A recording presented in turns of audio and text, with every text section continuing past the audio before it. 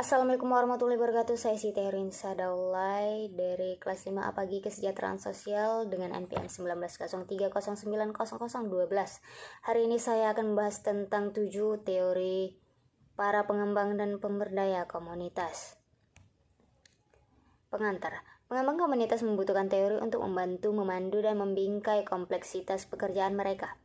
Namun bidang ini dibalut dengan begitu banyak teori dan berbagai disiplin ilmu sehingga sulit bagi para praktisi untuk memilah-milahnya.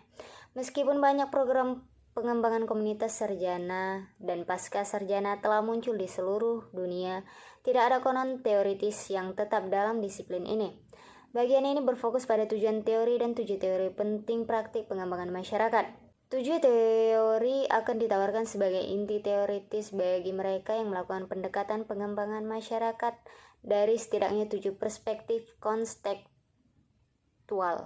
7 teori ini akan ditawarkan sebagai inti teoritis bagi mereka yang melakukan pendekatan pengembangan masyarakat dari setidaknya 7 perspektif konstektual.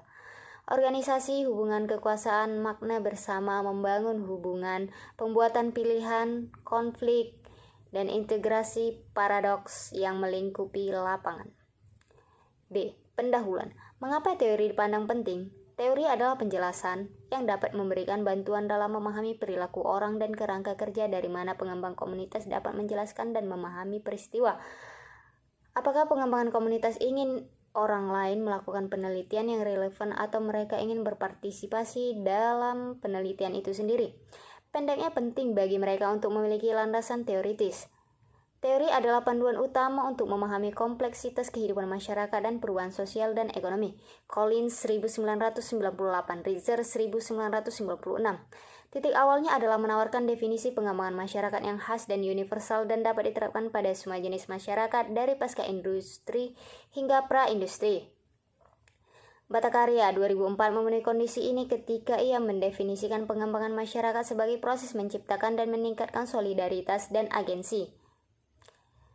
Bhattacharya berpendapat bahwa menciptakan agen memberi orang kemampuan untuk mengatur dunia mereka. Menurut Giddens, agensi adalah kapasitas untuk campur tangan di dunia atau menahan diri dari intervensi dengan efek mempengaruhi proses atau keadaan. Giddens 1984 halaman 14. Ada kekuatan kompleks yang bekerja melawan agensi, namun pengembangan masyarakat dimaksudkan untuk membangun kapasitas yang membedakannya dengan profesi penolong lainnya.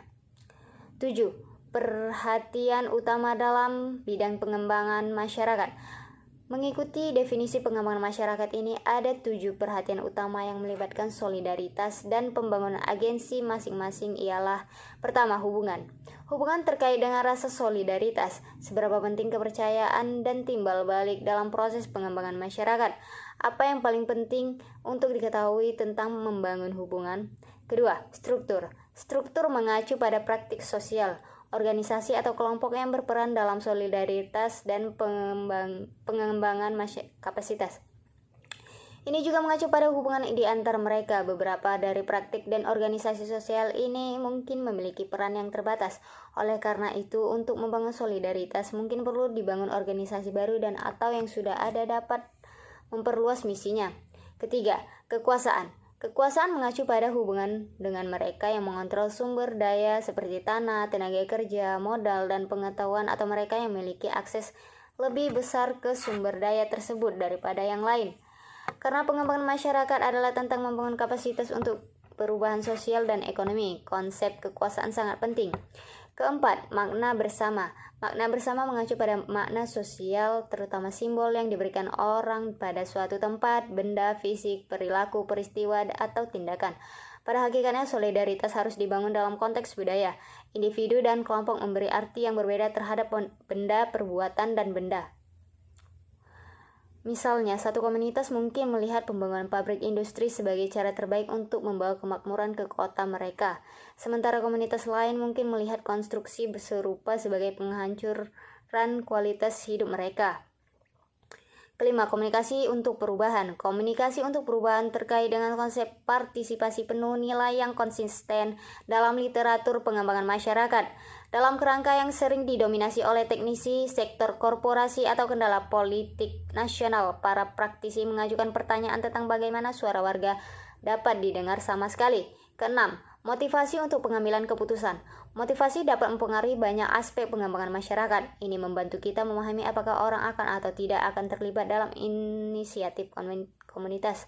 Ini juga mempengaruhi pembuatan pilihan publik yang sulit, sebuah proses yang biasanya melibatkan pemikiran melalui semua kebijakan untuk memutuskan mana yang akan memaksimalkan kebutuhan individu dan kolektif. Siapa yang lebih mungkin menang atau kalah jika kebijakan publik diterapkan. Ketujuh, integrasi pusat perhatian dan paradoks yang berbeda ini di dalam lapangan. Apa konsekuensi potensial pada aspek kehidupan lainnya jika kebijakan tersebut dilakukan? Pada dasarnya, proses pengambilan pilihan yang rasional dapat dipupuk sebagai bentuk peningkatan kapasitas. Apakah ada teori yang mengaitkan beberapa masalah ekonomi dan politik dan sosiologis ini bersama-sama? Horton 1992 berbagi pusat perhatian yang sama tentang pendekatan Afrika-Amerika untuk pengembangan masyarakat. Dia menekankan perbedaan kekuatan historis dan pengaruh budaya dan institusi komunitas kulit hitam dalam model pengembangan komunitas kulit hitamnya. Chaskin dan kawan-kawan 2001 berfokus pada lingkungan dan struktur dan jaringan lain dalam pekerjaan mereka pada pengembangan kapasitas. D. Penerapan teori. 1. Pertimbangan tentang hubungan. Teori modal sosial. Pengembang komunitas tahu secara inheren bahwa kualitas hubungan sosial sangat penting untuk membangun solidaritas dan inisiatif komunitas yang sukses. Persahabatan, kepercayaan, dan kemauan untuk berbagi beberapa sumber daya merupakan bagian integral dari tindakan kolektif. Pengembangan komunitas membangun secara intuitif berdasarkan hubungan ini. Ilmuwan sosial melihat hubungan ini sebagai bentuk modal. Modal sosial adalah seperangkat sumber daya intrinsik untuk hubungan sosial dan termasuk kepercayaan, norma, dan jaringan. Hal ini sering berkolerasi dengan kepercayaan pada lembaga publik, keterlibatan masyarakat, pembangunan ekonomi mandiri, dan kesejahteraan dan kebahagiaan masyarakat secara keseluruhan. Kepercayaan adalah bagian dari hubungan sehari-hari. Kebanyakan orang percaya bahwa bank tidak akan mencuri rekening mereka atau bahwa ketika mereka membeli 1 pon daging dari toko kelontong, beratnya tidak akan berkurang.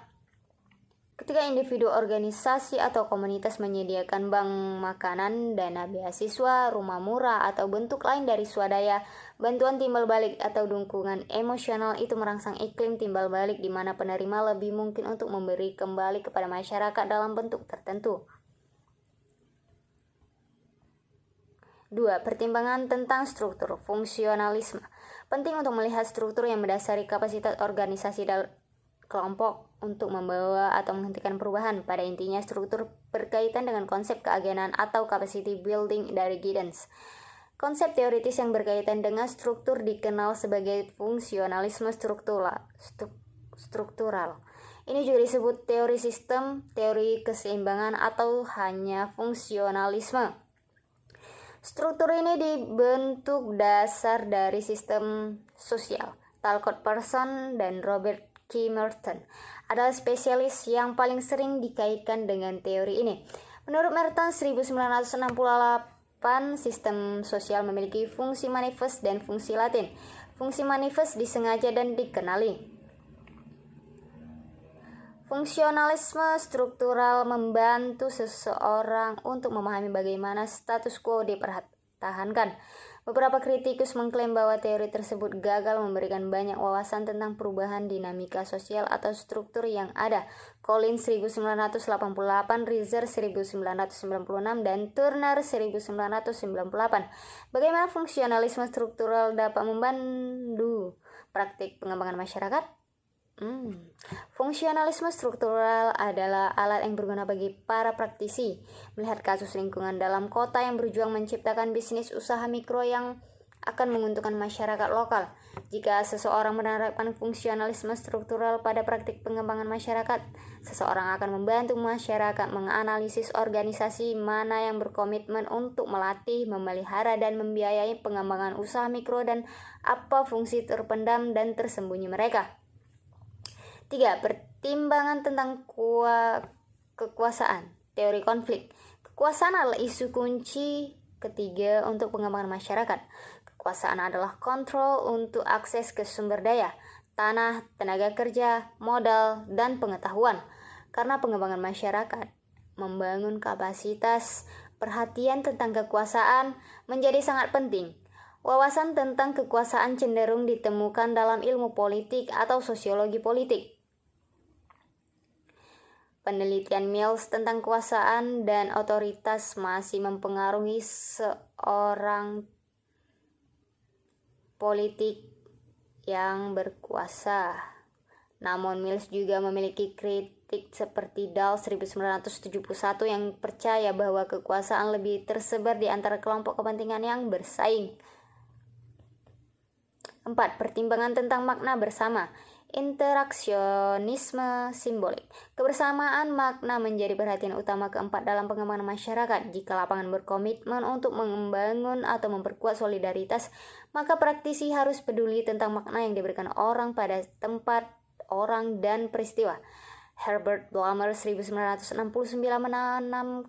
menamakan teori interaksionisme simbolik karena teori ini menekankan sifat simbolik dari interaksi manusia daripada pola mekanis dari stimulus dan interaksi. Bagi interaksionis simbolik, makna dari suatu situasi tidak tetap, tetapi dikonstruksi oleh partisipan saat mereka mengantisipasi tanggapan orang lain. Kelima, komunikasi untuk perubahan. Teori tindakan komunikatif. Dapat diasumsikan bahwa pembangunan masyarakat terjadi dalam konteks demokrasi yang deliberatif dan partisipatif. Pembicaraan di depan umum bukan sekedar pembicaraan. Itu penting untuk partisipasi demokratis. Ini tentang pemikiran, pilihan kebijakan publik. Musyawarah terjadi ketika publik meneliti dampak dari pilihan potensial dan mencobanya, seperti halnya seseorang mencoba pakaian di department store sebelum membuat pilihan. Intinya, teori tindakan komunikatif Habermas adalah bahwa ia membangun hubungan antar sistem rasional dan dunia kehidupan. Teori tindakan komunikatif dan tujuan politiknya didasarkan pada komunikasi yang bebas, terbuka, dan tidak terbatas. Perlu dicatat bahwa Habermas dibesarkan di Nazi Jerman dan fokusnya pada nalar dapat dilihat sebagai respon terhadap Holocaust yang tidak beralasan. Mereka menegaskan bahwa akal adalah alasan bagi yang kuat untuk menekan orang lain, sementara Habermas menekankan potensi untuk mencapai kesamaan. Para pengkritiknya mengklaim bahwa kesamaan tidak mungkin dan tidak ada yang salah dengan persaingan antar kelompok. 6. Motivasi pengambilan keputusan. Teori pilihan rasional. Model manusia ekonomi rasional diusulkan oleh Alfred Marshall 1895. Dia dipercaya bahwa manusia tertarik untuk memaksimalkan utilitas, kebahagiaan, atau keuntungan mereka. Orang yang rasional akan menyelidiki setiap alternatif dan memilih yang paling sesuai dengan kebutuhan individunya.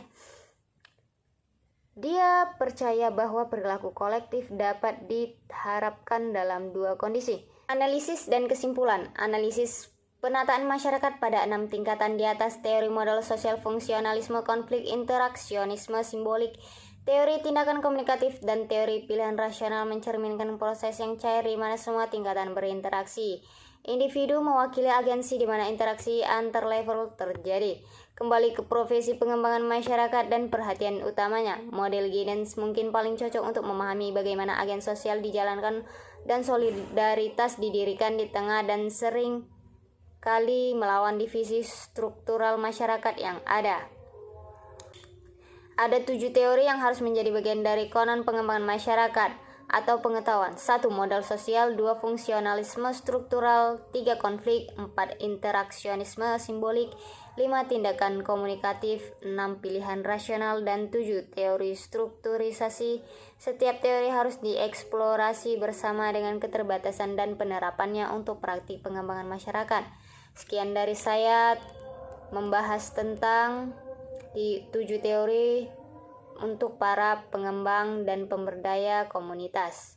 Wassalamualaikum warahmatullahi wabarakatuh.